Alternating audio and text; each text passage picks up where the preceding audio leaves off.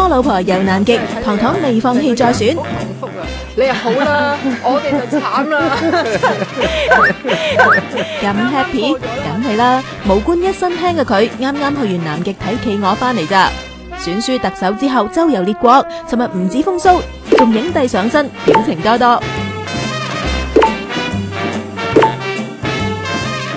淨係笑都有 N 咁多個版本啊！不過點都唔夠聽到呢段嘢咁開心嘅。你呃人，唔好講大話。請你提供事實。我呢個係我嘅主場。咁究竟仲會唔會再選啫？佢話要睇下 CY 份施政報告2017係咪有真普選，再諗下先。不過上個月佢曾經請一班前高官食飯，有飯局中人透露，糖糖其實輸得唔多忿氣噶，想為自己平反下。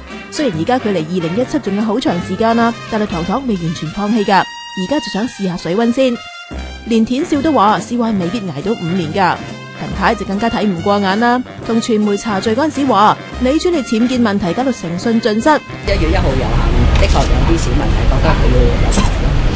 咁我都本人希望咧，行政長官聽到市民嘅關注，佢係會盡一切喺呢幾個月咧，首先咧係透過佢嘅言行咧，係去說服到香港市民。仲話3屆特首一蟹不如一蟹，即係你係最渣嗰隻蟹啊！連新華社都係元旦出稿報道香港人要你落台，喂啦！